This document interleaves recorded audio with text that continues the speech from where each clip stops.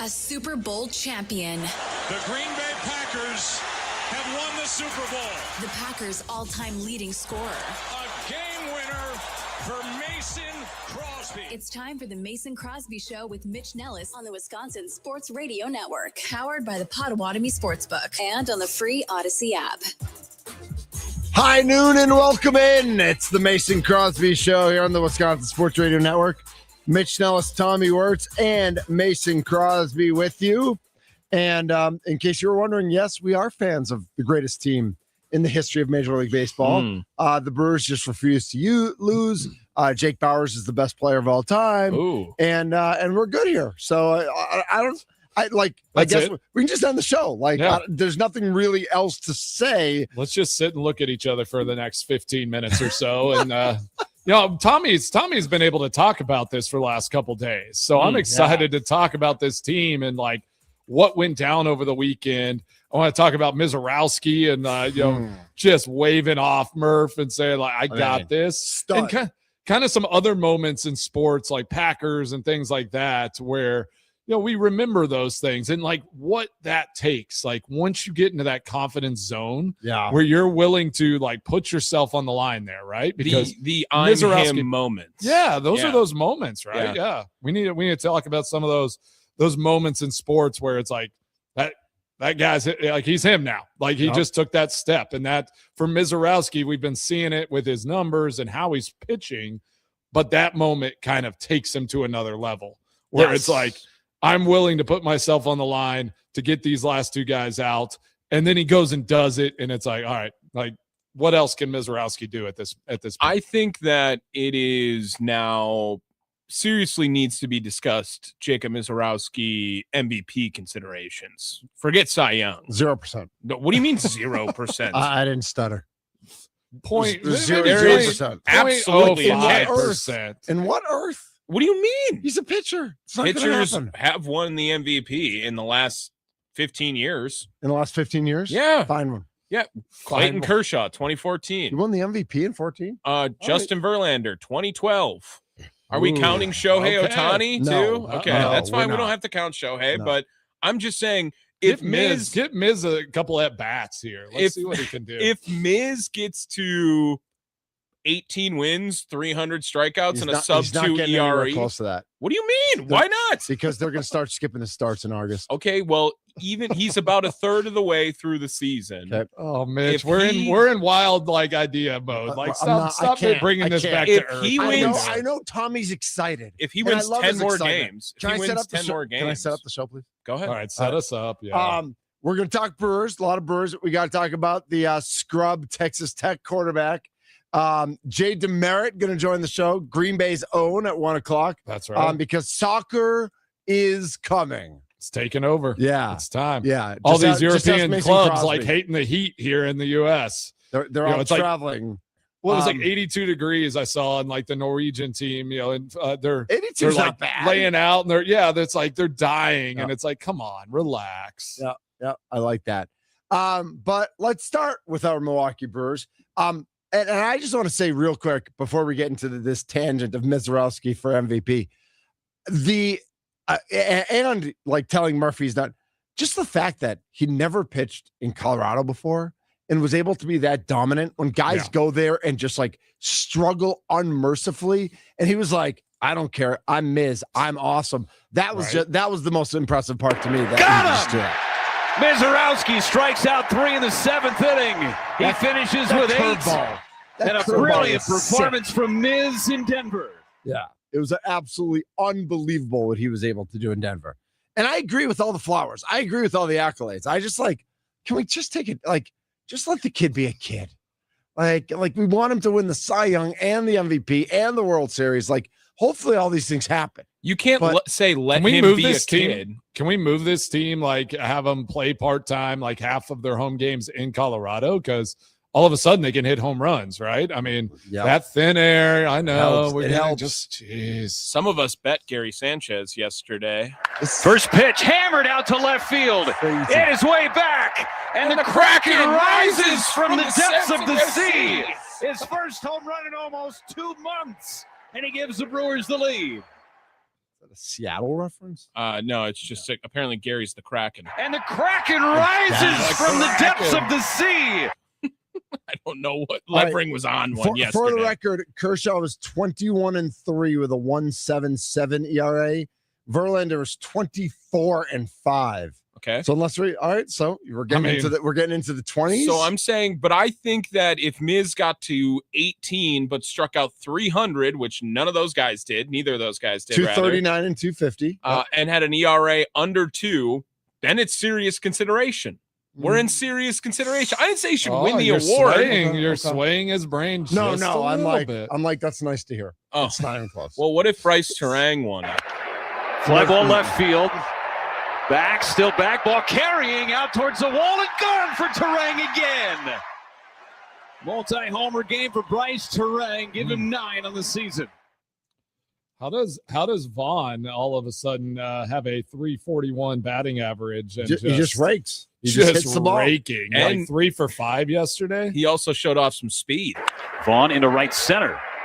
Falling fast. McCarthy can't get it. It's going to go all the way to the wall.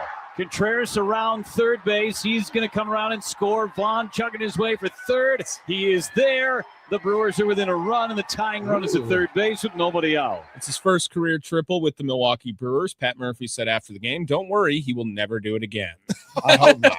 I love that. After the game. I love that he said chugging along. You know, it's like what other kind of reference can you make for someone that's a little bit, like a little thicker, and it's like that's a perfect like it just makes sense. You can just picture him running when you say chugging along to third base. He really was. And the 2026 Jake Bauers All-Star campaign continued. Back on it. He didn't feel comfortable. Now Bauers to left. Still back, and Bauers goes deep. Well, he walked 4 times in his first 4 plate appearances. Now he was ready to swing it. Were you a little concerned on Friday? I mean, with how that thing was going, and then, was it like, gosh, like, are they gonna drop a couple here in Colorado? Is this gonna be one of those that they overlooked? And then again, just like I'll just be honest. I'm like, God, like what's going on here? And then the Brewers just did Brewers things and found a way to win a game. And like, we can't say this enough. And we said it last year during the season. And like this type of team is the team that like has a chance to go win things because they are just gritty. They are grinding. They're willing to do all those little nasty, tough things. And it feels like 2.0 of last year. It feels like that team, but better. Like they are a better team than they were last year. And I mean, are we crazy to think that they could get more wins than they did last year? Like, I mean, we got to be on pace to pass up that 97 win total here. The Brewers are on pace, I believe, for more than 97. It's the fastest as a franchise, the fastest they've ever gotten to 40 wins. Tommy, I want to tell you the top 10 hitters in the National League OPS. First of all, Brandon Marsh is 10th. Yeah. Left fielder for Philly. He's he and one other don't belong. All right. Shohei, All-Star. Schwarber, All-Star. James Wood, All-Star. Drake Baldwin will be an All-Star. Corbin Carroll, All-Star. Jordan Walker will be an All-Star. CJ Abrams will be an All-Star. Juan Soto, if he was healthy and played more, All-Star. And then Jake Bauers. Oh. Like, that's your list. And then Brandon Marsh, then Bryce Terang and Matt Olson, and Bryce Harper. 3 more All-Stars. Like, when you talk about Jake Bauers, his numbers, what he is doing this year, it is without a doubt all-star numbers. Now, his issue is that he's got Matt Olson and Bryce Harper, both of whom he's ahead of in OPS, but they're household names. They've been doing it for years. But what did I tell you, Mitch? What do I love about this as well? It might be a dumb thing, but Jake Bauers is the first name on the all-star ballot because of alphabetical BA. So I think that also helps him out a ton. I think that does help in this case. And it should no longer be a joke of, Jake Bauers, fun guy to root for. He is legitimately one of the best hitters on the team. Mm-hmm. And I think that I brought this question up yesterday on post game, and I would love to know if anyone on the Mason Crosby Show listener side of things has an opinion. But who is the best offensive player on the Brewers? 414-677-1250. 414-677-1250. I think we should also put that out onto the Twitterverse, maybe. Who is the best offensive player on the Milwaukee Brewers? Well, OPS, I just told you who it was, but you could look at home runs. You could look at on-base percentage. You could look at previous history, the past few years coming in, however you want to, whatever parameters you want to use. Who is the best offensive player on the Milwaukee Brewers? And there are different answers based on how you're judging this question. And this one for me is like just because of his age and like whenever he is healthy and go, like it's got to be Jackson Churio. Okay. See? Yeah. It make that argument. Yep. Like, and I get like, obviously it's easy to say, all right, Trang probably, Jake Bowers, like Vaughn's having, could be Christian that Yelich guy. when he's hot. Christian Yelich, but I think Jackson Churio, as far as like an all-around pure hitter and like offensive player, like it's hard to deny he would be the best offensive player on this team if he just stays. Because you look at his last few games, I mean, just how he's been playing now that he's healthy and he's getting in a rhythm. I mean, the guy is hitting like everything. We got to vote for Andrew Vaughn on the Nicolay Law Talk and text line. And I told you I thought it might be Vaughn right now. I mean, Vaughn right now, they can't get him out. Like he's hitting 341, OPS of 888. He's only played 26 games, but every time he's up, like he's multiple hit games. Adam's in South Florida. Adam, welcome to the Mason Crosby Show. Hi, thank you. Mason, Mitch, Tommy, great show. You guys do a great job. My question is... We know. Thanks for listening down there in Florida, holding it down. Absolutely, yeah. Getting back to Mizorowski telling Murphy, hey, I can get it done, and he went out and actually got it done. Mason, my question is, in the NFL in your career, do you know of any stories as far as kickers telling their coaches for a game-winning kick, hey, I can get it done, trust me? Do you know of any stories like that? Well, I still remember one from my career where like it was in my last season whenever I went out and kind of like basically waved Aaron off the field. It was against it was that 56-yarder at Lambeau towards the end of the season. And coach is like looking down at his pad trying to think of a play. And we basically called field goal and went out and did it. So that was one of those bold moments for me. And I had a couple of those where you hit a 48-yarder and then there's a penalty or something like that. And it moves it back to 53. Yep. And it's like, like you look over and you got to be confident in that moment. You got to sit and then you got to say, like, I'm going to hit this, trust me, and you better go out and execute. I still remember Aaron all the time, right? Like people would he'd wave off coaches all the time. He was the king of that. And that was going to be my follow-up. Stay off here, yeah. Yep. Adam, thanks for the call. That was going to be my follow-up to you, Mason, is about like when quarterbacks and listen, Aaron Rodgers was famous for that, right? He's the king of that. Like either waving off the field goal team or just changing the play on second down or third down and being like, I know what's going to work in this specific instance better than what the coach says. So whether he verbalizes it or motions it or just went into the huddle and called the play he wanted to run, there was a little bit of that. Now, Miz is just getting started. Like we don't know what this is going to develop into, but there was a little bit like you have to have some of that confidence in you, right? You're living on that knife's edge, right? Like whenever you are that guy, like you have to be willing to stand on that edge and take the good and the bad. Like you have to be willing to sacrifice a potential bad situation to make those great moments happen. And it's like it's on all things in life. I mean, like you always are presented with opportunities, and it's like, when do you put your foot down and say, I'm going to be bold and I'm going to take a risk? It could hit me in the face, but it could also be one of my greatest defining moments. And love that. And that is why we watch sports. It's like moments like that where Mizorowski is just staring at the bench, just like, don't come out. Like, no, like you're not taking me out.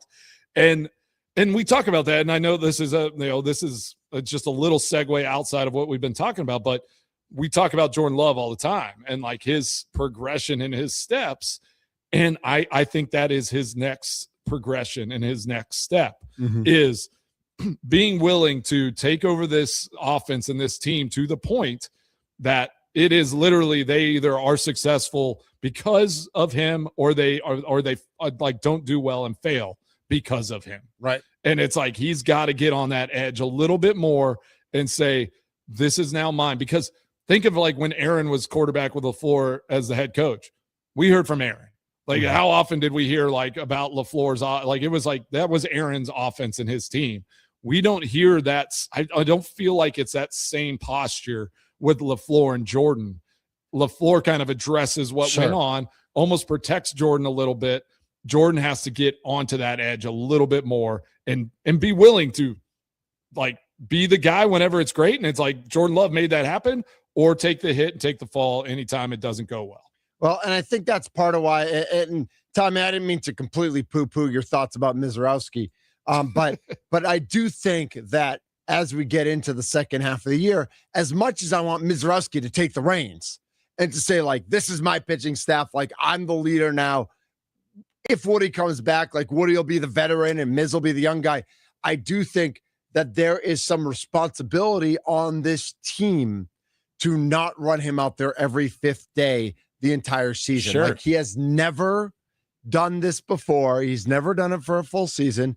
And so I think if he ends up being a once a week pitcher, he takes himself out of contention for probably Cy Young and absolutely MVP consideration. Because he's not going to, this year, they are not trying to get Mizorowski a Cy Young. They're trying to win in October. And if that means 4 less starts for Mizorowski, so the strikeout numbers aren't quite where you want them, he gives up a win or two, and that means he doesn't have the numbers to compete. I'm 1,000% okay with that. Oh, sure. If he doesn't win MVP, but if he, like, I think the conversation was like, should he be in consideration if it goes that way and he like stays on this path? Like, I think the answer is yes. Yeah. But I agree with you as well, Mitch. Like, I'm curious, did Murph address like that interaction in his post game? I'm sure you talked about it. Like, just because I'd love to be a fly on the wall and hear, because I'm sure he pulled Mizorowski aside, like, and they probably had a meeting at some, like, hey, we're going to have to pull you out of games and limit you at some point. Right. You can't wave me off every time because you are going 7 innings almost every start, which is ridiculous. Yep. So, like, at some point, we're going to be like, hey, we don't need you to go 7. We're going to leave you in for 5. And I'm going to need to be able to say, like, we're pulling you and we don't have this issue. And I'm sure he's that type of manager. He probably handled it like just like that. And he's like, hey, like, I kind of appreciate your fire and I get it. You wanted to get out of a jam here, but down the line here, we're gonna have to pull you every once in a while, and you're just gonna have to be mad at me and walk off the field. So yesterday, Jeff Passan had released a early 2026 trade deadline preview in which people wanted me and Charlie to discuss yesterday because he had listed Tarek Skubal as a best fit for the Brewers, as he did with 8 other teams in this article, by the way, just all trying to credit the best pitcher on the available market, going to pretty much 9 contenders across Major League Baseball. And I went as far to say that if Tarek Skubal was on the Brewers, I would still give Miz game 1. If Skubal was if they traded for Skubal, yeah, I'd still give Miz. I would too. Yeah, I mean, now I will say that if in a hypothetical world of like Miz is on the Tigers, I'd give Skubal game 1 for the Tigers. But Miz has earned his game 1 for the Brewers. Yeah, you're not taking that away from him. 100%. Like, Jacob Mizorowski is on a different level right now. He is the ace. He's doing things that we haven't seen since 1968 when the mound got lowered with Bob Gibson and Don Drysdale. He's got a .2 ERA over his last 7 outings. That is 1 earned run over 45 1/3 innings. Jacob Mizorowski, MVP consideration, he will get votes this year, Mitch. Like, he will get MVP votes regardless. Sure. Whether he wins the award or not, he will get votes. Do you want to hear how many numbers I have to go to get to him in the odds at the Potawatomi Sportsbook? 1, 2, 3, 4, 5, 6, 7, 8, 9, 10, 11, 12. 12 is Sanchez, by the way. Okay. 13, 14, 15, 16, 17, 18, 19, 20. He is 20th. Okay, and what are the odds? 1,500. 15-1. Yeah, 15-1. Oh, that feels like great odds, Horrible odds, dude. It's a horrible bet. What? He has no chance to win the MVP. I disagree. It's throwing money away. We said he was at 26-1 when I told him to go bet. Right. And I think he was a bad. And the For more the I think Cy about Young, it, that's a great the more bet. I think that's a bad bet too. No. I think you're going to see him pitch less and less, and he's not going to be. He's not going to win these awards. So if he's pitching less and less, though, like then who are you bringing? Like, are we making a trade? Are the Brewers making a trade for Skubal? I don't think they're making a trade for big Skubal. I think they're hoping Woody and Henderson come back healthy and they can pitch. They can have a 6-man rotation, and because Drowan sure looks like he belongs. Sprout doesn't. Harrison obviously does. Man, if they add Woody and Henderson, you gotta let your horses race, Mitch. I mean, I feel like you gotta let them go. I don't think you gotta let him go in August. Have you ever seen Secretariat? Like, just let his head go. Let him go, man. Hey, Golden Tempo, 2 just legs send now, him. too. Yeah. I don't know what any of that means. It's Golden Tempo. They just won again. He's just won the got two of Belmont, bro. Yeah, he's Get going your for the derby Triple up. Crown. Let's go. I still think that it's Cy Young is obviously still not guaranteed with how great Sanchez has been this year too. The MVP race, Jacob Mizorowski will be a part of it if he's got 17 wins this year, if he has 275 plus strikeouts, and if his ERA is under 2, he's going to get votes for MVP. 1,000%. I didn't say he won't get any votes for MVP, so he'll finish 7th. Great. Like, we're happy for him. That's great. Finishing 7th is great. Like, that's for a 23-year-old, 24-year-old who has an awesome season. That's awesome. That's great. What if he goes 20-2? Then you'll start considering. Yes, then we will have a different conversation. All right, yes, all right. He goes 20-2. There we go. We will definitely have a different We found the conversation. threshold. You know who's not going 20-2 because they don't play 22 games? Whatever dude's name is at Texas Tech. Sorsby. Sorsby. Tommy is worked up on this one. I want to get in the crazy. Right, Let's get into it. Yeah, they're talking about it nationally. Everywhere. We got to talk about it as well. Let's get it. He's not going to win the Cy Young or the MVP either. But he could win a natty. What if he wins a Heisman? Hey, you know what? He should place a bet on it. That'd be a good bet. I was going to say too soon, but no, because that's he just got got exonerated so dumb. From everything. Right. It felt like it was let's get into it because it's like he can do whatever he wants. There's no double jeopardy now. Just go and do whatever you want now. Exactly. So we'll talk. We'll take your Brewers. Who's the best offensive player on the Milwaukee Brewers? 414-677-1250. You can also come after me for my Mizorowski take having no chance to win the MVP. Or you can go after Tommy and tell him he's crazy for thinking he has a chance to win the MVP. Either way. But we got to talk Morse and Jay Demerit again coming up at 1 o'clock. Green Bay's own national soccer star and friend of Mason Crosby. Oh, yeah. I mean, big event coming up on Friday. We're watching this World Cup game. Let's go. The World Cup starting? I didn't know. Can't wait. Another saying for a guy who's not the fastest player, as a coach once said to my son, unhook the trailer. That's a bad one. That's a tough one. Dude's got a big caboose. That's for sure. This is the Mason Crosby Show. Unhook that trailer.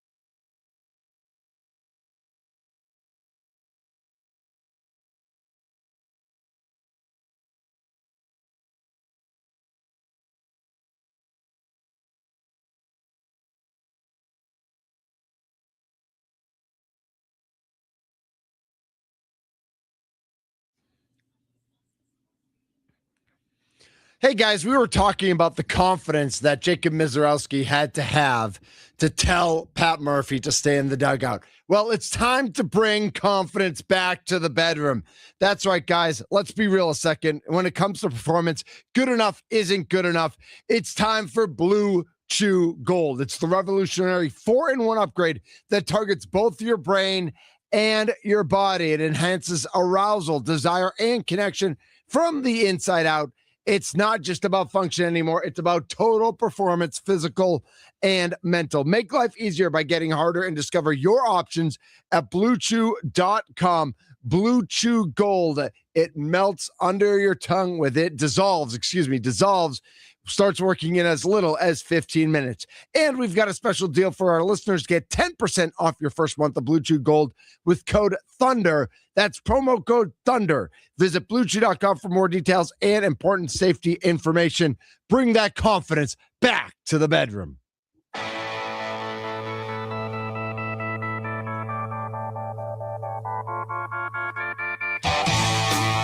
This is the Mason Crosby Show. Mitch Nellis, Mason Crosby, Tommy Wirtz. I missed you guys.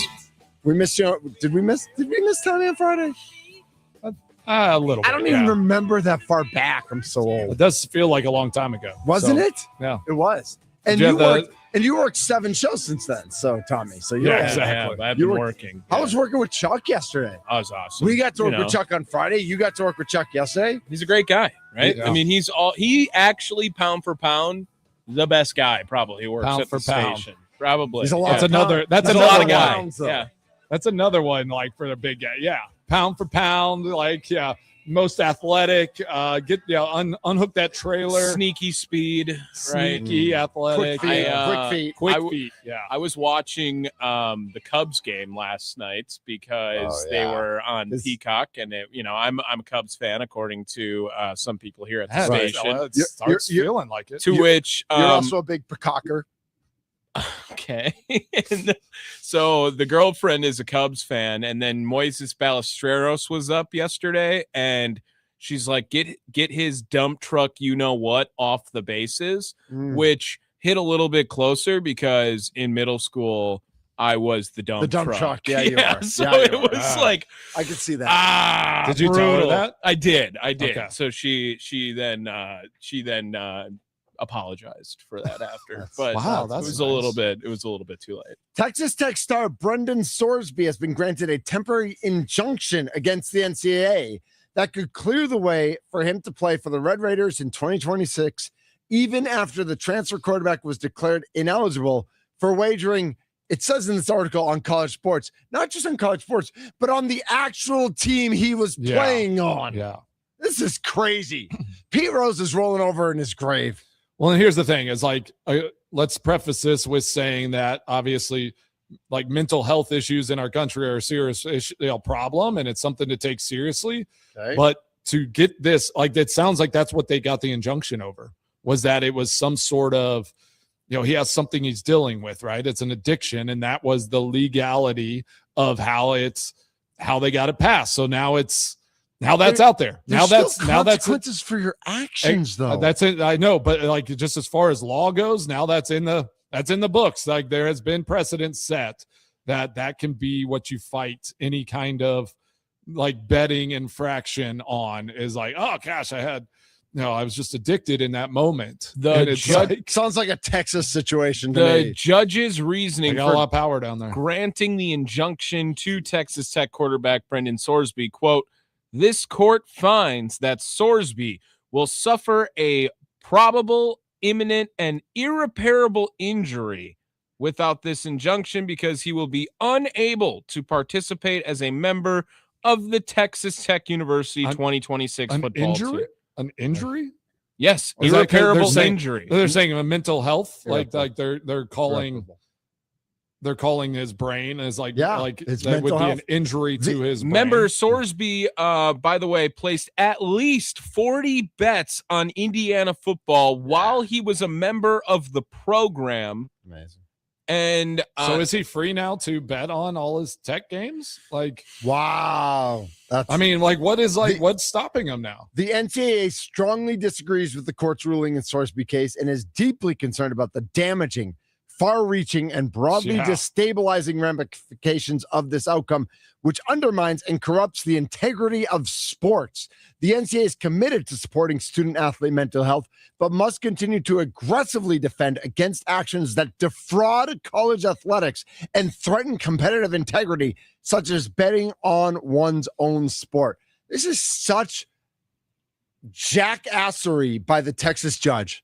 It is full-on disgustingness. It is disgusting. And it's also like, does it diminish all sports, or is this just the NCAA? Like, NCAA is just, done at this point. They have no power. Like, this just clearly showed that NCAA has no power, no authority over anything. I don't think any sport has any power over anything. I think if this was the NBA or the NFL, the courts would do this judge would do the same thing. If somebody claimed it was mental health. Also, like, if this you're is so stupid. Well, and I'm thinking of it as like addiction being a sickness, right? Okay, we can do that. If someone got busted with a ridiculous amount, let's say thousands of dollars worth of heroin, like, they're not going to be eligible either. Meanwhile, he's placing even if they have a drug addiction, the drug addiction, right? Meanwhile, he's got a gambling addiction, and he is got thousands of dollars worth of money going in towards it too. Like, this one is like, it doesn't make any sense. Like, it really is hard to imagine, specifically because he was betting on games for the team that he was playing on. Like, this isn't just like playing little side games, like gambling with your buddies, or like playing online poker, or like even putting bets on professional sports. I mean, he is directly betting on games that he played in. Like, the whole fabric of traditional of sports is at jeopardy here, right? Like, it is an issue. It is a problem. It's literally like, you think, okay, we're going to have Demerit on at 1:00. We're going to talk soccer. We're going to talk World Cup. Imagine them letting a player like bet on a game. Like, I'm going to get a yellow card in this game. They just go out and foul until they get a yellow card, and then make a payday, right? Yep.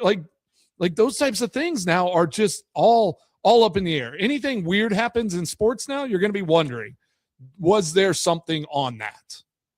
Is there no penalty? It is a just result, Jeffrey Kessler, Sorsby's lead attorney, told ESPN. Brendan gets to devote himself to his team and the education of athletes on the dangers of gambling addiction. He will continue his treatment, miss 2 games, and there's no injury to the competitive integrity of the NCAA. It is what we proposed and what the NCAA should have accepted had it been true to its promises to prioritize the welfare of athletes. In a 2-hour hearing in Lubbock County, Kessler argued that the NCAA ignored its own rules by not considering Sorsby's well-being.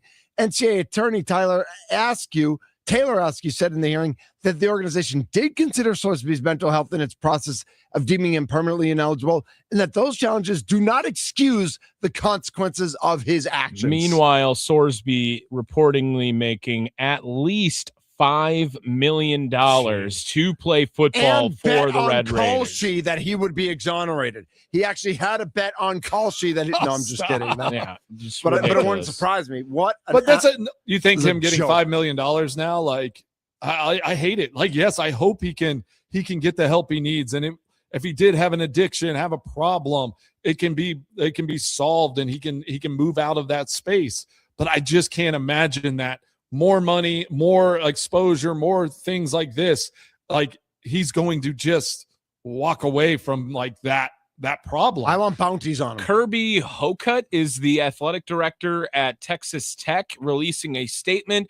As we have said before, we do not believe that the circumstances of Brendan's case warranted permanent ineligibility.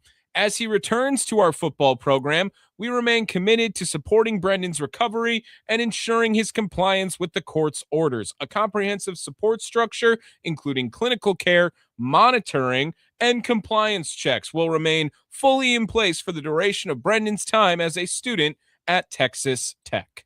But we also live in a country, of freedom, and he will have a phone and have all these things. Like are they going to monitor? Like, is he going to have to turn over all of his data, all of his financials, all of that? Like, they cannot require that though, because of free, because of we live in a free country. They cannot require him to show them exactly what. If I was the NCAA, I would just ban him again. I would just keep put another one on. Yeah, I would just put. I agree. Just keep banning him. Ron is in Rome. Ron, you're on the Mason Crosby Show. I just want to say I owned a small business in the 90s, and then when they were coming up with the Americans with Disabilities Act, the National Federation of Independent Business opposed it because they said, well, you're going to say that, like someone could be an alcoholic and come to work late and do a crappy job, and we won't be able to follow them because you're saying alcoholism is a disease. And everybody was like, oh, you business owners, you are the worst people in the world. You just don't like old ladies in wheelchairs and little children with head injuries. You're just jerks. And then everything comes true that they say. And now it's like a upside down, topsy-turvy world where you can do whatever you want, and it's always blamed on some disease, and then you don't even get in trouble, and you get $5 million. So it's just crazy. It's tough. It's tough to preach accountability in a locker room and sports and all of that whenever these types of things are just swept under the rug with a little support and all that. Again, the support is needed, but playing sports, being an athlete, like doing that, like it is not a right. Right. It is a privilege. Right. And you have to follow rules, and there should be structure like there is on the field. You have rules on the field. Now it's like, oh gosh, I had a headache, or I have an issue. I don't agree with that. Like, we're not going to go down that path. So you have to follow rules. Again, it is a privilege to play at a high level of to be an athlete. It is not a right. And if you don't follow the rules, I'm sorry if you have something you have to deal with, you get it dealt with, and you suffer the consequences. Unfortunately, that should be the facts. And now we've opened up a can of worms. I'm here, and I heard something earlier on McAfee's show. They had an attorney on, and he was talking about what's going to stop these teams now from going and getting players off NFL practice squads, somebody that gets cut, things like that, signing professionals, and then going down this path like basketball is starting to do in NCAA. This is wheel is turning, and there is no foreseeable end to what these injunctions will be. People stepping in and fighting the NCAA in these ways, because now it's not about integrity of the sport. We're bringing in mental health, and we're bringing in all these other things that have nothing to do with the rules of the game. Mason, I almost think we're belittling the seriousness of mental health. I agree. By using this. I totally agree. Using it in this instance. Right. If I had a serious issue and all my world is falling apart, to say, hey, we're going to still let you play football and get $5 million. As long as you just get checked up on, it's fine. Yep. I don't like it. Al is in Cedarburg. Al, you're next up on the Mason Crosby Show. Hey, fella, thanks for taking my call. Really good stuff. I agree with Mason as far as it's a tough conversation, and I see the argument from both sides.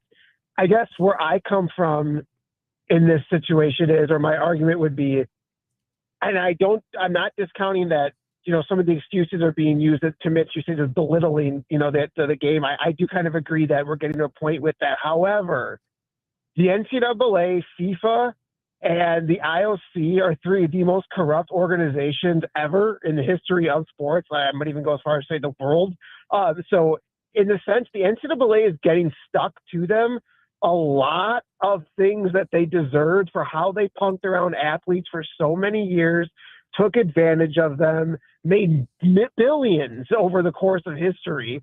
And they found every loophole to say, oh, no, this is an amateur sports league. This is not professional, when you had fat cats just profiting off of the backs of all these athletes. And so it's kind of to me, it's good for these people sticking to finding the law and finding the correct ways to go about navigating it and saying, no, screw you to the NCAA. That's where I'm coming from. Yeah, but also, Al, Pete Rose betting on the game. This is what I'm trying to compare it to. It was that's the rule, right? The rule is you do not bet on your team. This guy bet on his team. It's not that he was wagering on college athletics. He is wagering on Indiana football while he is playing at Indiana football. There is Was he playing? Was he really playing? He's on the team. And was he changing He's got the outcome insider of the game? information now. He's He's on the team. The outcome. He's not changing the outcome of the game. But he knows outcomes that could be more likely, Al. You have information, and you have having and I think information is it. Al, I think there are a few like non-negotiable sports like things, and betting on your sport and a game that you're involved in is one of those. Like that is just like should be a blanket. That is not acceptable. Like I think those are some of the non-negotiables. I do agree. Yeah, sure. NCAA had taken advantage of all that, but like some of that is getting pulled back. And these guys like Sorsby he gets a slap on the wrist, 2 games, and he's still going to get his NIL money and all of that now. So this case doesn't move that needle for me. There are other cases where they're fighting for, suppression of players and some of these things and different, controls that the NCAA has had. But this one for me is just like, when you bet on the game, there should be a serious punishment. Should it be lifetime? I don't know, but at least a year. Like he should have gotten a year suspension and not been able to play this following season. Al, thanks for the call. This obviously a developing story, a developing situation. We'll keep our eyes on it as well as it moves on. But right now, 2 games, slap on the wrist. It sure feels dirty, and it's even dirtier. Al's right. The NCAA is dirty all the time. This is even dirtier than that. This just feels. I mean, it's not 2 wrongs making a right here. Also, like I can agree with Al on. Yeah, it's legal maneuvering. And, right. Well, the NCAA, true. Also, garbage people organization for the most part. Always has been, always probably will be. But I think even dirtier than that? Do I think they should be getting a taste of their own medicine? No, absolutely not. This is garbage. I've never even heard of any sort of person opposing, he was, betting on his team is not a full ban off the rip. Like that. As soon as that was it, he should have been cooked. Done. Over. Yeah. This is the Mason Crosby Show.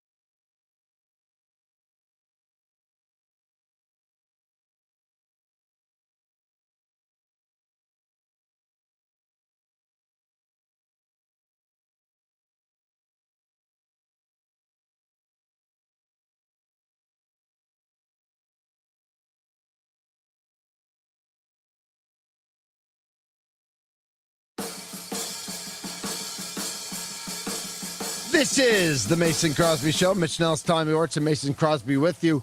Jim Ozarski from the Milwaukee Journal-Sentinel, Bucks beat reporter, going to join Sparky for the 3 o'clock hour. Mason, if you had one question for Jim Ozarski, Bucks beat reporter, what would you lead with? Where would you go with that discussion? I would just go simple. Like, who are they drafting? Okay, all right. Oh, you go yeah. draft. Yeah, No. nice. Hey, Nice. I like it. Would you rather live in Miami full time, Houston, LA, Boston? What's Oklahoma the best City. offer on the table? What's the housing market like? How much money would you make after taxes? Well, with did you see state that? income tax? Speaking of that, did you see that with Myles Garrett? They're saying he's estimated to lose or not make about $18 million less Really? going to LA than he did at Cost Cleveland. of living? No, or just taxes. Taxes. Oh my State taxes. Gosh. Brutal. 13%. Crazy. Pissed. Oh, yeah. That's a hit. What do you do about that? I will take your taxes, Nothing, right? Myles Garrett. That's not just a slap on the wrist. Yeah, that's well, he just All maybe right. he'll just bet on some games and get some of that back. Jay Demerit is next on the Mason Crosby Show.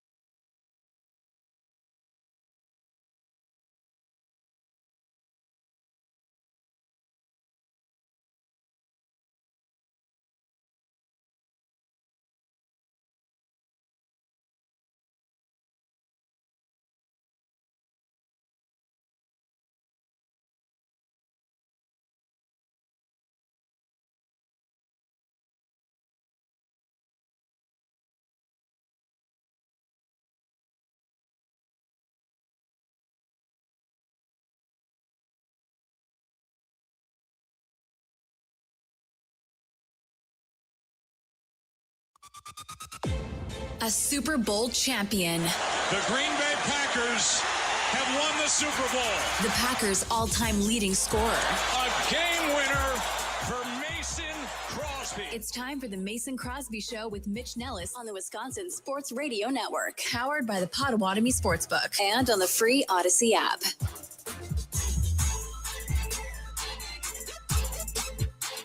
This is the Mason Crosby Show.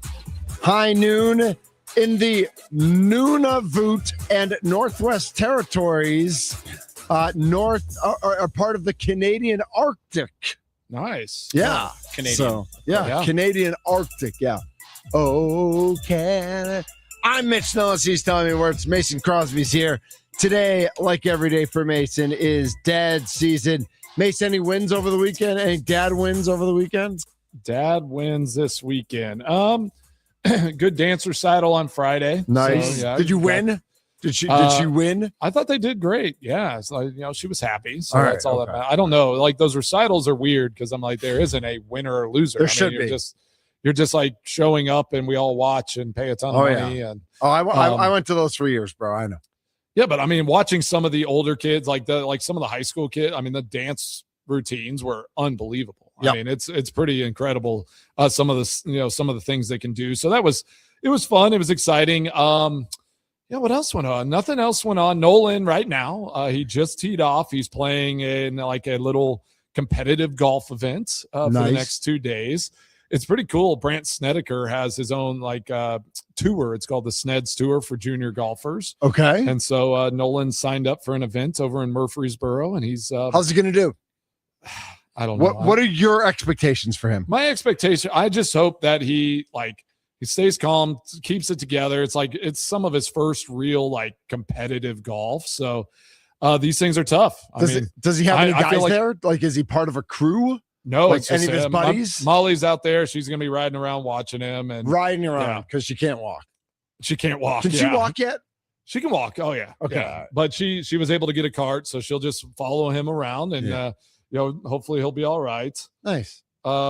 She's the caddy. Some of these kids have been playing competitive golf for a long time, so he's just kind of dabbling in it a little bit. And y'all have seen my scores in these competitions, and I consider myself a pretty good golfer. Yeah. Once you get into these events, it's a whole different animal. So I think it's just important for him to try it out and see if it's something that he wants to chase after. Joining us now on the guest hotline, powered by Gruber Law. Friend of show, Green Bay native, Bayport High School, Jay Demerit joins us. Jay, how are you today? Go Bayport Pirates. What's up, guys? That's right. Yeah, too easy. And Mitch, you'll like this. Jay lives in Canada now, so let's go. Fellow Canadians, Canada lovers over here. Are you in Vancouver now, or where are you, Jay? I was for 13. Now I'm up in Whistler, which is where my son is, and my former partner was an Olympic gold medalist in skiing, an old Whistler girl. So I'm a mountain guy now in a very small town called Whistler, British Columbia. Amazing. Good. Gosh, I bet it's beautiful up there. Just beautiful. Yeah. Oh, can't beat it. Can't beat it. Well, Jay, I am so excited for this week. I can't wait to see you on Friday and do our watch party and the Q&A and the clinic for these, for the people coming out. Want to, just dive into your journey a little bit and, what this is like, preparing for a World Cup, preparing, being on the U.S. men's national team and what these guys are going through. So just tell everybody a little bit about your story. You have an awesome movie out there. If anyone wants to find that, the Rise and Shine and the Jay Demerit story. So, just kind of tell us a little bit about your journey into professional soccer. Oh, absolutely. And a journey it was for sure, growing up in Green Bay, of course, both my parents were gym teachers in the Howard Swamico School District. So I grew up with a lot of sports. I played basketball until I was 18, ran track. My dad was the track coach at the high school. So I grew up very holistically. I grew up not in academy programs. I grew up as an athlete and someone that was kind of, holistic in their approach to development. So I developed really late. I got a small scholarship to Illinois Chicago at UIC, same conference as UW Green Bay back then. So a D1 small school, but kind of that's what got my foot in the door. I think at 19 I changed positions to defender, and then from 19 to 22 is when I started to realize I was a good player, and I was testing myself against D1 greats and All-Americans and doing well. And I was like, wait, I've only had 3.5, 4 years of real soccer experience, so maybe there's something here. So at 22, I missed out on the MLS draft. I was an All-American, but I didn't get drafted.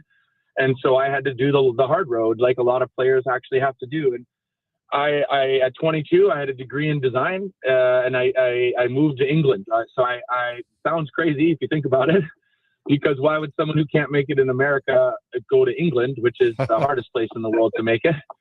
So that kind of shows a lot about my personality and who I am. But I decided to take it on and believe myself rather than believe in coaches that didn't know anything about me. So I think for me, that was my first step to really trying to create my own story. And that's what I did. And I spent a year in non-league football, which is, 9th division. I made 40 pounds in an envelope, cash. And I lived in my friend's attic, playing 9th division ball. And by the end of that year, I had 2 3rd division tryouts, starting to make a little name for myself in the lower leagues there in England, and came back and played against the 1st division team called Watford, who's currently Elton John's old team. He owned Watford for years, and they were in the 1st division. So I got to play against them in a friendly, make the team, and end up playing 30 games my first season as a rookie, and play at Anfield. And I'm walking out against Steven Gerrard in Liverpool in a cup final, and it was wild. And then by the 2nd year, I score the goal that gets Watford promoted to the Premier League and get man of the match in front of 70,000 people in Cardiff, Wales, and talking about how my parents in the stands, like, are the only people that believed in me. And here I am, 70,000 people, man of the match, and I'm a Premier League soccer player. And that's how it all went down. And then from there, of course, at 27 now, I get the first call up for my national team, and sat on the bench for 2 years, worked my way up through the national program, and then moving into the 2010 World Cup. And I was fortunate enough to represent Green Bay, Wisconsin, and play every minute of the World Cup in 2010 for the U.S. And that's what brought me to Vancouver to finish my career. And I was the captain both at Watford and in Vancouver to finish my career many moons ago. But that's it in a nutshell. But certainly had a lot of work, and then used a lot of my real experience in leadership that I learned from Green Bay, Wisconsin, and the Packers that, like Mason, that were before me, that really showed community in sport and how you deal with fans. And, you don't choose yourself as captain. And I think, Green Bay is a place that, especially Packers players, taught me about how people should be treated. And I always look back of Wisconsin and how that experience has always helped me become a better leader. And I attribute that to, Mason and the Green Bay Packers. Man, well, wow. I love how you talk about leadership, and just hearing your story. Every time I hear it, I'm like, you just had that fortitude, right? Like, that's something different. That was like, I am going to chase after my dream, and I'm not going to let anybody tell me I can't achieve that. And you still go back to Watford. You still, you keep living out that life. And so you talked about making the World Cup team as a 27-year-old, and you're walking into this room with 20, 22-year-olds, and you're kind of the old guy, and you again just said, I am going to be the guy at some point on this squad, and I'm going to help lead this team into a World Cup. And so talk about what that process is as this U.S. men's national team is set to play in their first game on Friday, which we will be doing a watch party there in Green Bay, and kind of what that buildup is like going into a World Cup, and the energy and what everybody's going through at this moment. Yeah, it's a crazy time because people just all of a sudden, we know that especially in North American culture, as we grow, every 4 years is when people care. They don't know that it's taken 2.5 years for this probably group of 100 in the pool from all around the world, Americans that are eligible to play for the U.S. national team. It's a 2.5 year qualifying process. Not this time because we're the hosts of the tournament, but generally, and when we start in August, when the new cycle begins, it's a 2.5 year process to qualify for the World Cup alone. And you see teams even like Italy who are not qualifying because the world is now that good at soccer. And so it's the same here in our region in CONCACAF. You got Costa Rica, Honduras, a lot of these countries that back in the day used to be a little bit more of an easy game. So qualification for the U.S., Mexico, and kind of the bigger teams in our region wasn't that hard, but now it is.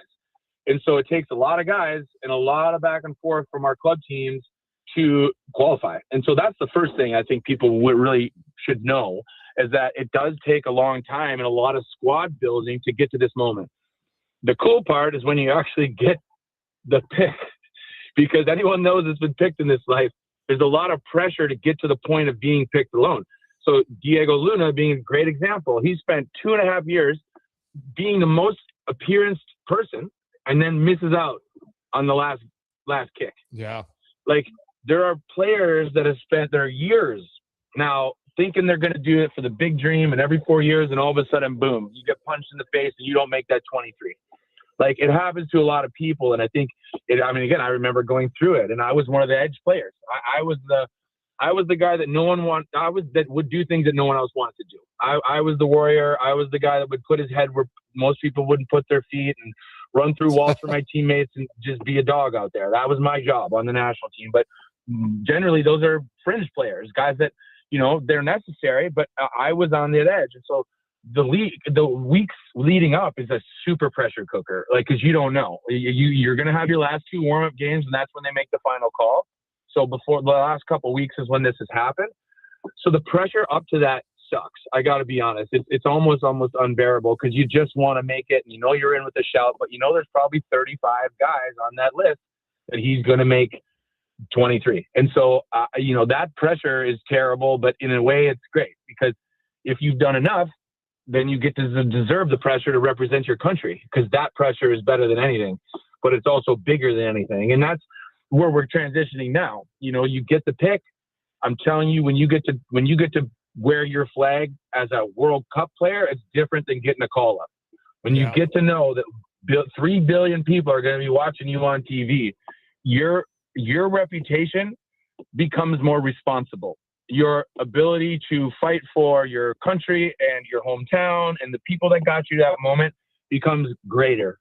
And so that's what I love about right now, is that the players are feeling that right now. And it's the greatest feeling you could possibly have on a soccer field, is that you get to represent your country in the biggest tournament by a mile in growth, in scale, and everything that you can think of. And I will argue that to anybody that says that the Super Bowl is bigger than the World Cup final. No disrespect, because I grew up in Green Bay, but it's not even close. And so for me, it was that greatest honor to be in that representation, because of all the years it takes to get to that moment, because it doesn't take a good season to get to a World Cup squad. It takes years and years and years. And that for me is the greatest feeling you could ever have, outside of when that national anthem gets to be on and you're a starter and you get to put your hand on your heart and knowing that 3 billion people are watching you represent your country in the biggest tournament. Jay Demerit joining us here on the Mason Crosby Show on the guest hotline, powered by Gruber Law. So Jay, take us on the pitch in South Africa. Like you're out there and the team's out there, and you have the games against England, Slovenia, Algeria. But take us. What is the crowd? What are the noises? What are the smells? Like, what does it feel like being out there in the World Cup? I mean, again, there's no greater feeling. I would definitely say that there's no greater pressure because of that. If you think about even playing in the Premier League, that there's hundreds and hundreds of millions watching. But when you put the B on the end, there's some pressure that comes with those eyeballs. And I think that's the first thing that we always do, and turning that kind of nervous energy into honor and responsibility is the first trick mentally, is to make sure that, no matter what effort and all the years it took to get to that point are required to go out and perform, because it's really easy to look right and see England and see, John Terry or David Beckham or, Wayne Rooney and go, oh my God, that's England. This is the World Cup. Oh crap. That's pretty easy. The hard part is going, okay, that's Wayne Rooney. I got a flag that has stars and stripes on it. I'm going to go try to crush that guy for the next 93 minutes to represent everything that got me to this moment. And so that's the way I did it. And it always got me enough energy mental fortitude that's required to go out and perform in those environments. And then the second piece is that whole idea of real time. No one can tell you more than Mason. Real time pressure is bigger than pre and post time pressure. That's for sure. Did you just want to get that first touch in? I mean, it's like, just give me that first touch, and then the game slows down. Then it becomes, all right, we're playing football, we're playing soccer here. But I feel like all that buildup, right? Like it gets you to a point where you're like, do I still remember how to do this? And then that first one comes and you're like, all right, I'm back in it. Now it just feels like a game again. Yeah, and for me, it was winning that ball. So I'm a center back, right? So I'm the one that's marking all the big guns. So my reputation's already dead because you're playing against that level of the world's most famous players. So you're already in a thankless position, and that reputation of the person you're marking is always going to be bigger than yours because you're a center back. And so that was always the other thing. So I had a thankless job, and so I had nothing to lose. Like, that was the thing for me. Like, my mentality shifted very much to that. Like, oh, yeah, you're Wayne Rooney today? Well, great. Well, you got to prove that to me for 95 minutes because I'm not going to give you an inch because I'm Jay Demerit from Green Bay, Wisconsin. You know what I mean? Like, you're not going to get that dog in me. You know what I mean? Like, it took me to be a dog to get there in the first place. And you can't out-dog a dog. So that was me. And so, like, that's the way my thought processes were always were, especially with guys with such a big reputation. And then the second piece is like that real-time pressure and dealing with it, and again, in South Africa, we had those stupid horns called vuvuzelas that are now banned. And we couldn't even hear. You couldn't hear anybody. And so as a center back, we have to talk a lot. So that was a big challenge in real time. Once you put that whistle out and those horns start, it's like, now I got to go back to instincts. And so that's what made South Africa a little bit different too. Well, that's awesome. Yeah. So we got Jay Demerit joining the Mason Crosby show, former USA soccer player, Watford player from Green Bay, Wisconsin. I want to ask you about like soccer in America, like today.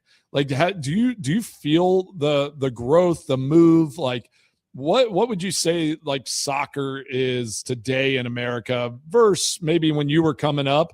Has it changed? Has it shifted? Is it continuing to grow in the supportership? Is it growing here in America? 100%. We're definitely in a position where, again, talk to me in a couple months too, and I think we're going to have another nice wave of engagement. I'll look at even Green Bay alone, the fact we have like semi-professional teams and brand new pathways for Green Bay youth to step into semi-professional experiences. People like in Forward Madison, now averaging over 5,000 a game. They have their new women's program, which is called Madison Rally. These are things that didn't even exist when I was growing up. Like, we had no path. We had to go to Milwaukee or we had to go to Chicago. And that's one of the reasons I ended up going to school in Chicago, because I was like, I could stay up in Green Bay and get limited opportunity, but am I really testing myself to see if I'm good enough? I got to go to those environments. So that's why I left. But now, again, you think about university ball, which is great. There's a lot of universities around Wisconsin that have good soccer. And then you go into clubs. Wisconsin FC is now one of the biggest clubs in Wisconsin alone. That's all built around Northeast Wisconsin kids. And so the growth is great. And it is to a point where I would say that Green Bay kids can get enough notice as anybody in our states. And I think that's improvement by a mile, but then it's also, where are we going? And that's where I believe that sustainability is the next level of football, which is, Green Bay Glory and Forward Madison and these places we can get to outside of university to give you even more of that inspiration. And then the last piece is development, like having good coaches that can be in these environments to, spread real knowledge and real experience. And I think that's the second wave of where we're going. So now, when I was growing up, it was just more college coaches. They were good coaches, but then you get down to the youth level and it's like, some dad that doesn't really know much. Right. They're just a volunteer. They're a volunteer coach and they're doing their best to give opportunities to their kids. And that's what it is. But now it's filtering down that a U12 coach in Green Bay might have a guy that played college soccer or might have a girl that played, at UW Whitewater. And so those are the people that should be coaching now all the way down to the grassroots level. And I do see that that's happening more and more. especially in smaller market places like Wisconsin. And that's what it's going to take, because each level is equally important to the next. It's just about starting as low as you can and developing into the levels where national teams can be in consideration. Jay, this is producer Tommy here. You seem like a real ball knower. And for someone who is not a what do you guys call soccer fans? Like, you got a nickname for them, like a hooligans? Oh, hooligan. Okay, as someone who's not a real hooligan on this show, supporter, can you give me like the brief synopsis of USA Soccer? Who's guys that people should know in the World Cup? Who's someone that maybe you really like? How good is the team really in compared to the rest of the nations around here? Just give me like the easy, quick quick notes edition of USA Soccer heading into the 2026 World Cup. Good question. Okay, well, first off, you're only as good as your last game in this sport. That's kind of what we say. And I think there's going to be a lot of talk about how people got here, who's picked, who wasn't. Regardless of the fact, you're only as good as your last game. And I look at the last two games, and I see the guys that took last summer off, and that was very controversial. The Christian Pulisic, the Weston McKennies, who needed a mental health break, who needed a physical health break. And the reason people got mad at that is because you need time to gel, and you need time. Like our 2009-2010 team, arguably the best on result paper anyway, or the teams we beat, is because we had a team that stayed together for almost 4 years. So the reason for people get upset is like, well, they don't even know each other. They're just gelling. And there's validity in that. I got to be honest. And that's my worry, is that these guys haven't played long enough together. But I've watched them play over the last couple games, both against Germany and good teams, and go, okay, well, we're scoring great goals. We're actually looking pretty dangerous offensively. And our defense just needs a couple more times to get that gel. I do see that coming together, which was making me excited for the first time about this team in a long time. And then I got to look to leadership. And I look to leaders like Christian Pulisic, like Weston McKennie, who used to be bit part players at really big clubs. And so anyone looking at the big picture is like, oh, well, he plays for AC Milan, he must be great. He plays for Juventus, and he must be great. Or, you know, Josh Sargent plays in the Premier League for Norwich, or he did. And it's like, yes, but are they playing, and are they contributing, and are they transferring that club leadership to the national team? This is what I look at. And what I see now over the last couple of years is, if you look across our whole squad, from Chris Richards at the back to, you know, again, our goal scorers like Balogun and all these guys, they are now playing, but they're also contributing in leadership from these big clubs. And that is, for me, what I want to see, because it's not that hard to gel when you are in that position to transfer into leadership. If you're just a bit part player and you're used to coming off the bench for these big clubs, and all of a sudden you're representing the captaincy of your country, it's really hard to get people to gel, because you're not hitting the ground running. You're taking time, you're waiting for gelling, because you're not ready, because your experience at the club level doesn't promote that speed. What I like now is that you look at our leadership group, and again, there's probably, if you even look at our starting 11, they all aren't just contributors at their clubs, they're all leaders. So I'm excited to see if they can come together.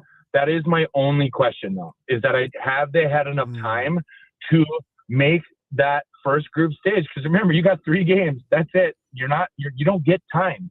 You get 3 games. And again, thankfully, we're in a 48-team World Cup. So the teams we play against aren't probably on paper as good as some of the other ones if we would have been in a 32 tournament. So I do like our group. I do think that if we play average, we'll still get out of the group. And so I do think that that's where we're going to go. I hope that the gelling continues to happen, and these leaders who are capable of stepping up to world tournaments and succeeding. Now we can start to talk about quarterfinals. We can talk about rounds of 16s where we've been before. We won our group in 2010, and we made it to the round of 16 and lost to Ghana, who eventually was a semifinalist. Like, this can happen. And so I have faith. I just hope that we've had enough time to gel. We got Jay Demerit on the Mason Crosby show. I just want to kind of leave this interview because I'm juiced. You got me fired up for Friday. tell everybody what's going on Friday, how they can come out and get involved, what's going on there in the Titletown district in Green Bay, everything that the people need to know so that they can come be a part of this watch party and this clinic.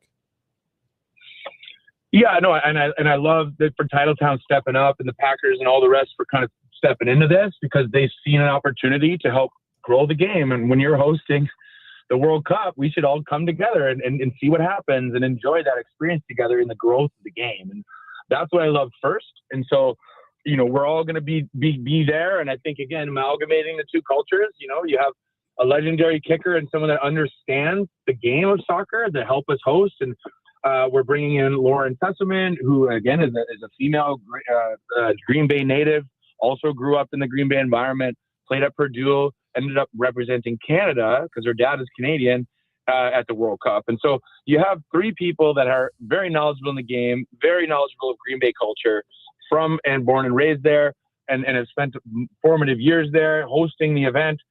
And then I've also started a company a long time ago called Rise and Shine, and Rise and Shine is interactive technology.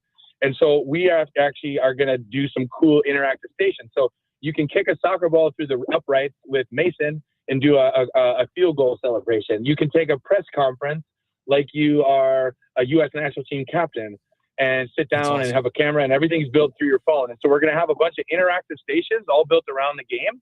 So a press conference, agility test. We're going to do a 3-on-3 tournament just for people to walk in and play if they want with bibs and just, pennies and whatever. So that'll keep the game rolling. And then you can kick a field goal with Mason. And then we are going to do a Q&A at halftime. So it's just our experience in the game and, having, like a watch party with the different cultural pieces.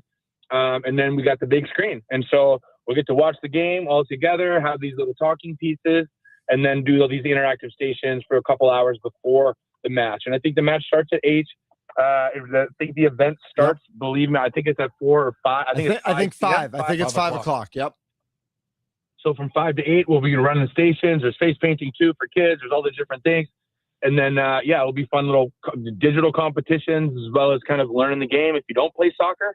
And then from there, we'll go in and support our gang and see if we can get that first dub. Heck yeah. All right, Jay, plug. Where can they find? Because your app, all this stuff, this interactive thing that you're doing is awesome. So is that at riseandshine.com or where can they find all your info? Yeah, it's at risexshine.com. My Instagram is D6Merit, like Demerit. And then, any of the other things, Titletown's going to do a bunch of push. The Press Gazette has done their article, I believe. And so we'll just keep pushing it, try to get as many people as we can. I think I'm going to the Timber Rattlers game on Thursday. When I get there, I'll do some other local media. Just encouraging people to come out and enjoy the culture. I mean, how many times do we get to host a World Cup, let alone get to watch your home team, at your favorite stadium right across the street in Lambeau. So, I think overall, we're just hoping to have a fun day and get, again, that first win and have everyone to come out and support. Heck yeah. Jay Demerit, former U.S. soccer player and Watford player and Green Bay, Wisconsin native. Jay, really appreciate you jumping on, giving us some time, and I can't wait to see you on Friday, bud. Love it. You too, buddy. We'll see you soon. All right, later. All right, Jay Demerit on the guest hotline, powered by Gruber Law. One call, that's all. The passion, palpable.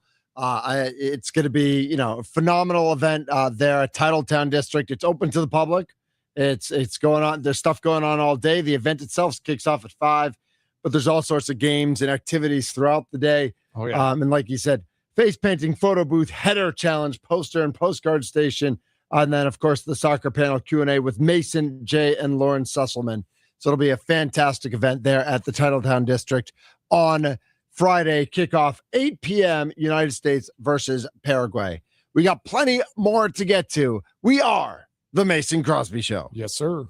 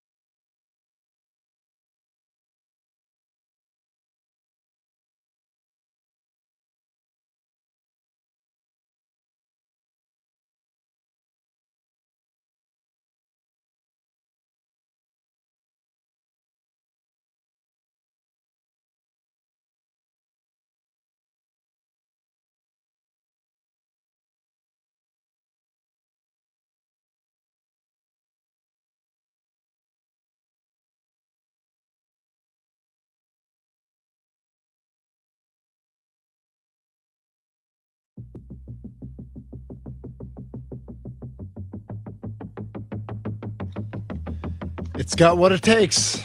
So tell me why can't this be love?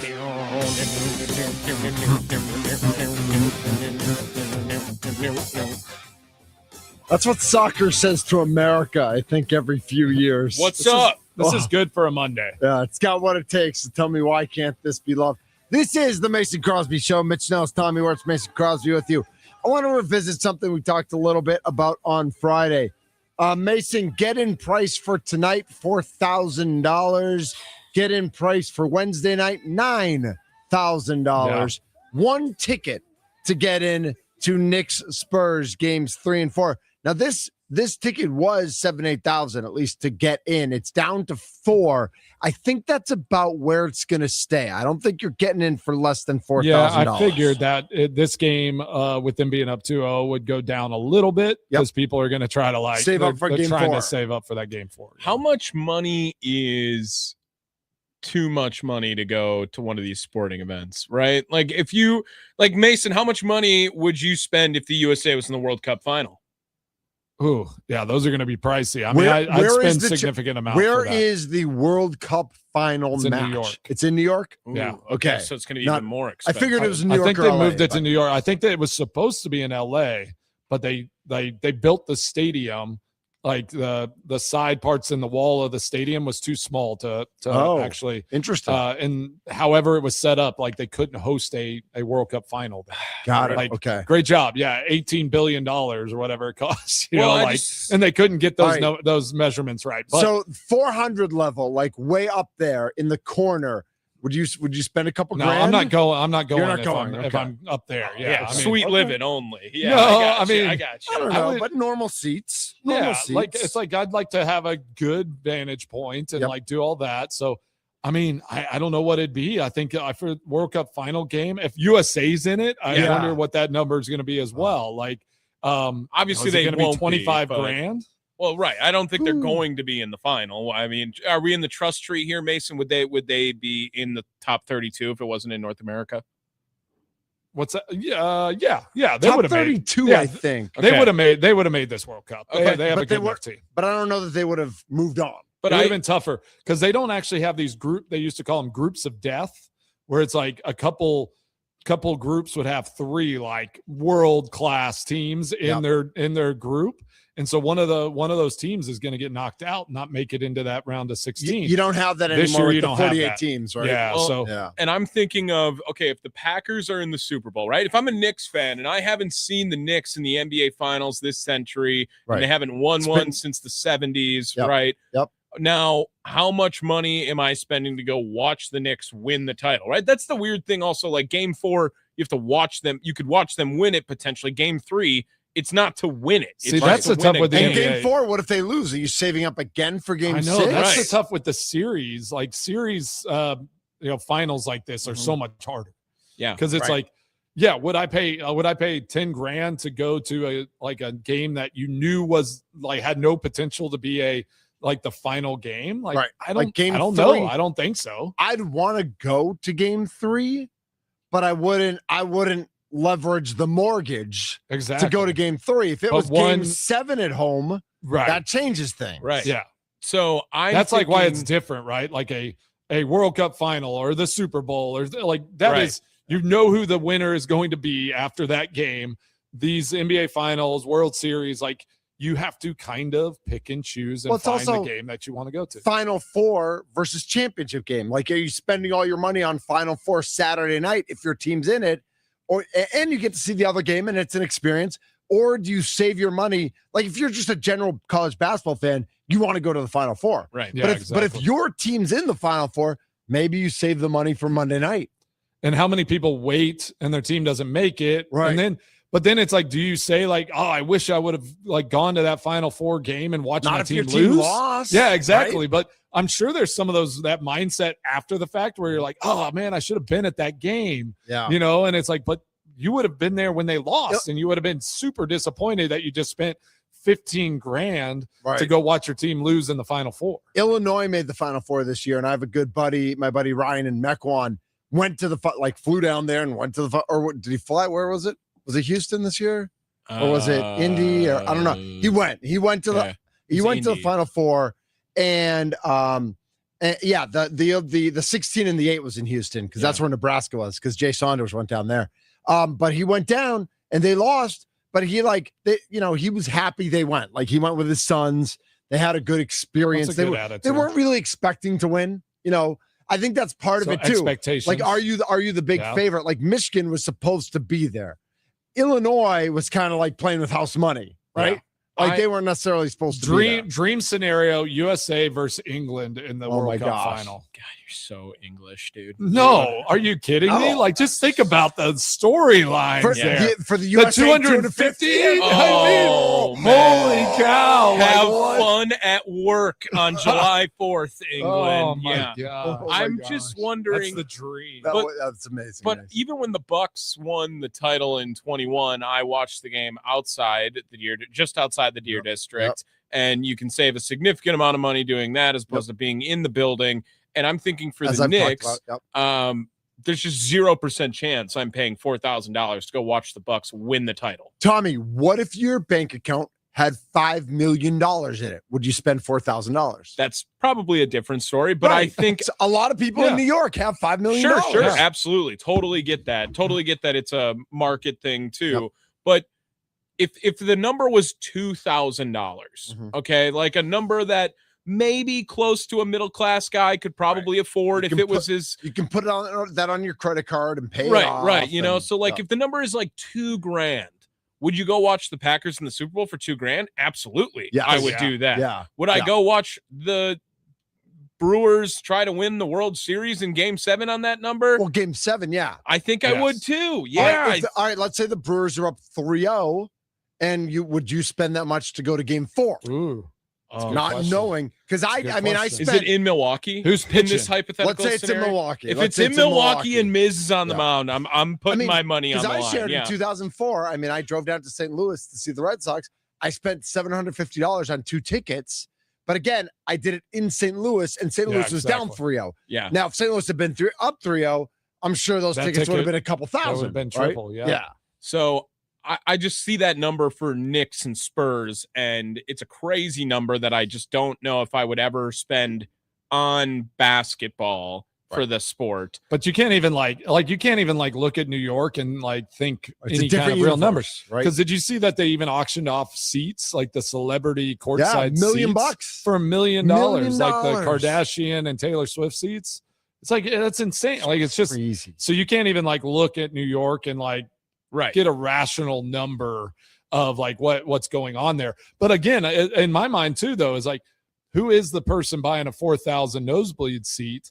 Because if you do have like enough money in your bank account, I don't know if you want to, if you're spending $4,000 to go sit up in the nosebleeds to say I was at Game 3. No. Right. Like you're going to either spend $20,000 and be in a good spot, or you're probably not going. Right. That's so what I mean. Whoever's paying $4,000 for those seats is probably still leveraging a little something and going and sitting in that seat. It's fascinating. It is for a game that is not considered, is not going to be the game that they win the title with. Right. What are the events, rank in order the events you would go see for the highest price off the top of your head as a neutral fan? As a neutral fan, because I was going to say, I would spend more money to go to Game 7 of the Brewers in the World Series than I would go to see a Packers Super Bowl. Just because I've seen a Packers Super Bowl. Mason, I don't know if you know this or not. You played in that game. Yeah, exactly. Yeah. I wasn't there in person, but I've seen as a fan on TV. I saw the Packers win in '96. I think Game 7 of a World Series is a big one. Right. That'd be a huge one with your team in it. With your team in it. Would be, what about a big massive boxing fight, UFC card? Is that something that interests you guys? Only if somebody that doesn't move the needle. But if we had a national star, if boxing had 4 or 5 star heavyweights, like a Mike right Tyson, you know what I mean? Just something like that. Would that be something that you would, like when Brock Lesnar actually was in UFC? Sure. I'd spend more money on that. I don't even know who the heavyweights in UFC are right now, and that's on me. But it's a weak division in UFC right now. So I think so part of that depends on star power. Yeah. Right. All right. Real quick, let's sneak in Tony in Oak Creek. Tony, you're on the Mason Crosby Show. Hey, good afternoon, gentlemen. Hey, Tony. What's up? So I have been lucky enough to have attended 2 World Cups. Nice. 1990 in Italy and 94 here in the U.S. Love it. And I told my kids that if the U.S. had ever hosted the World Cup and Italy had qualified, we'd go wherever they were. And I had figured I had saved probably about 20 grand by Italy not qualifying for the World Cup. So what are you going to do with your kids? Like, are you guys going to go on a different trip and do something No, fun? no, we're going to watch from home. Nice. We're going to watch. Just take from that home. money and do something else. And I'm just going to save the money. And you know what? You know what? Buy some You know what, Tony? Buy some Brewers Cubs tickets. Cheer on the Brewers. Buy some Brewers Cubs tickets. There you Take go. them to Olive Garden and Kansas City in a different weekend, and it'll feel the same way. Oh my gosh, Olive Garden is wonderful. You know, it's so disappointing because had Chicago decided to host some games, we would have gone to some games in Chicago. Sure. But once there's they have their new stadium in Indiana, they'll probably host. Hammond, the host of the World Cup. Tony, thanks for the call. Yeah, thanks for the call. I was going to say, if Chicago hosted, I don't think I would have gone to a game, but I would have gone down to Chicago to like soak it in. Electric. Yeah. Yeah. I think the environment around these games is just because the culture. I mean, you're bringing in like so many different cultures from around the world. Like you're just going to get to experience what soccer, what sports are like in other places. And I think that energy is really fun. And I do think, honestly, if the USA were in the World Cup finals, that would be one I would do anything I could to go to. I would also eat all the food. Mason's Extra Points are next. This is the Mason Crosby Show.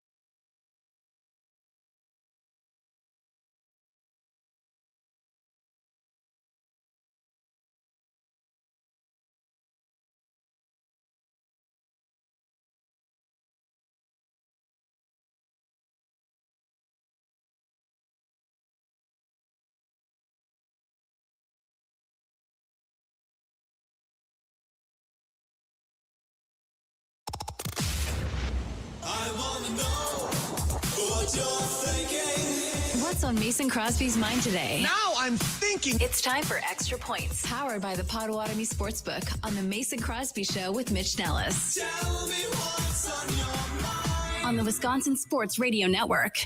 All right, great Monday on the Mason Crosby Show. Thanks, Thunder. Thanks, Tommy, for holding it down and keeping this thing rolling. Jay Demerit, if you didn't listen, if you're just kind of catching up, go and listen to anything wherever you find your podcast, wherever you or watch it, youtube.com/FWI Sports Radio. It's already up. We're trying to push right here. Let's get our YouTube numbers up. Let's get this thing going. Get to 4,000 subs by June 20th. It's about it's a little under 200. Oh yeah, we'll do that. I'll take that. Push it. Let's go. All right, guys, we'll do it again tomorrow. Yes, sir. And you'll be here, in Green Bay Friday night. Cannot wait. That's right. Tommy Wirtz, Mitch Nellis, Mason Crosby. We are the Mason Crosby Show. I was